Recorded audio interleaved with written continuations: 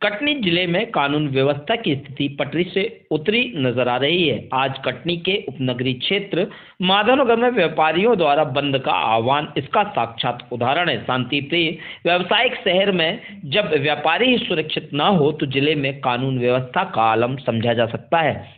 अपराधियों और बदमाशों के हौसले इस कदर बुलंद हैं कि पुलिस का खौफ दूर की कौड़ी होता हुआ नजर आ रहा है। मिली जानकारी के मुताबिक कल देर रात स्टेशन रोड पर एक युवा व्यवसायी के साथ लूट के इरादे से कातिलाना हमला किया गया, जिससे युवक गंभीर रूप से घायल हो गया। इस घटना को लेकर माधवनगर के व्यापारी बेहद आक्रोशित हैं, जिसके परिणाम स्वरूप व्यापारियों में आज माधवनगर बंद रखा है। माधवनगर में बदमाशों का आतंक, अवैध गतिविधियों सहित जुआ सट्टा, अवैध शराब का कारोबार को लेकर माधवनगर व्यापारी संघ ने आज अपनी दुकान बंद कर सांकेतिक प्रदर्शन किया। इस सूचना पर मुड़वारा विधायक संदीप जायसवाल भी प्रदर्शन स्थल पहुंचे, जहां उन्होंने अवैध गतिविधियों पर अंकुश लगाने पुलिस को 5 दिनों का अल्टीमेटम दे डाला। साथ ही कहा, अगर 5 दिनों में घटना से जुड़े बदमाशों को पकड़कर पुलिस कार्रवाई नहीं करती तो वह खुद कटनी व्यापारियों के आंदोलन में शामिल होंगे। मुंबई का सुनते थे, ऐसे सुनते हैं तो कहेंगे भैया क्या करें, जब कानून अपना काम नहीं कर रहा है, चीजें सुनवाई नहीं हो रही हैं, इतनी लोग खुलेआम लोगों को उठा के पीट रहे हैं, तो हमारे पास क्या रास्ता बचा? उसी को कह लेंगे भैया तो वही राजा हो भैया कटनी के।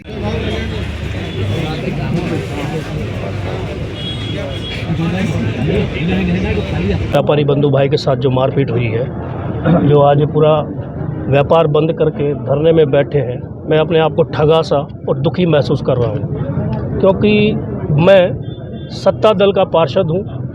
मैं इनको कोई आश्वासन नहीं दे पा रहा हूँ, मतलब एक सुरक्षा की वो इनको भावना नहीं जगा पा रहा हूँ। और ये बात सत्य है, माधवनगर में कानून व्यवस्था बिल्कुल ख़राब और लचर है। जगह जगह जुआ सट्टा, मोहल्ले मोहल्ले दारू और आपराधिक गतिविधियाँ बढ़ी हुई हैं। मैं से सत्ता का पार्षद होने के नाते अपने आप को ठगा और दुखी महसूस करता हूँ। मैं चाहता हूँ मेरी बात ऊपर तक जाए और कड़ी से कड़ी जो ये अपराधी प्रवृत्ति के लोग हैं, जो रात में गाड़ियां भर भर के घूमते हैं, किसी को भी उठा लेते हैं, किसी के साथ भी मारपीट कर देते हैं, फिर वो आधार कार्ड दे देते हैं, जाओ ये मेरा आधार कार्ड है, जाके रिपोर्ट करो, देखता हूँ कौन रिपोर्ट लिखता है। ये इस टाइप की भाषा भी बोलते हैं। ये मेरे लिए तो शर्म की बात है, ये है, और मेरे ख्याल से सभ्य समाज के लिए भी शर्म की बात है कि इतने अपराधियों के हौसले बुलंद हैं, चैलेंज कर रहे हैं, आधार कार्ड दिखा के बता रहे हैं कि जाओ जाके रिपोर्ट करो।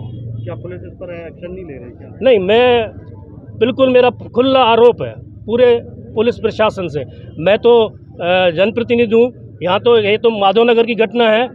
कटनी पूरे कटनी में बिल्कुल असामाजिक गतिविधियाँ चल रही है। जगह जगह नशे की पुड़ियाँ, पूरा ये स्मैक और ये सब कुछ बिक रहा है। मैं तो ये समझ रहा हूँ एक प्रकार से हमारा ये लावारिस है।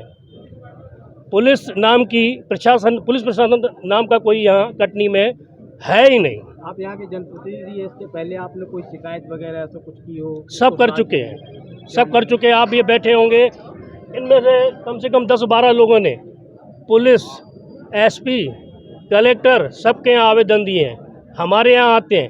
लेकिन मैं बता रहा हूँ ना, मैं मजबूर महसूस कर रहा हूँ ना।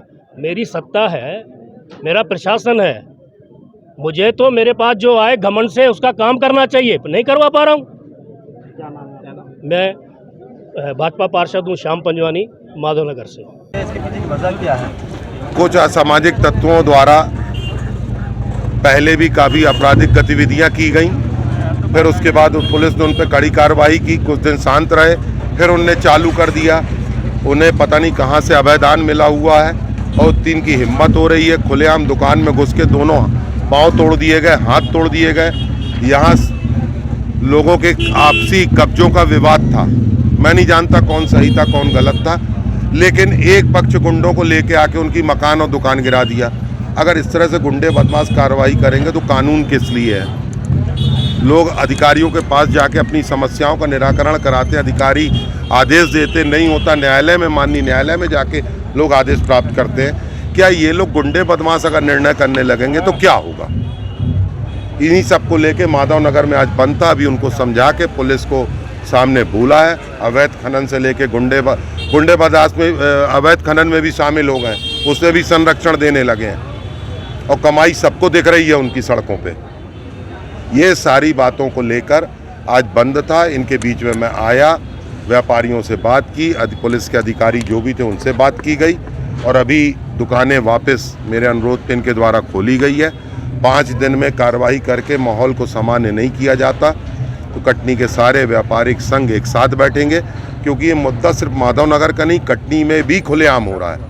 मतलब यहाँ जो लोग उपस्थित हैं, यहाँ मैंने जितनी उम्र कटनी में गुजारी है ऐसी गुंडागर्दी मैंने नहीं देखी कि 10-12 गाड़ियाँ आगे चलें कि फलाने भैया आ रहे हैं और रास्ता साफ करो।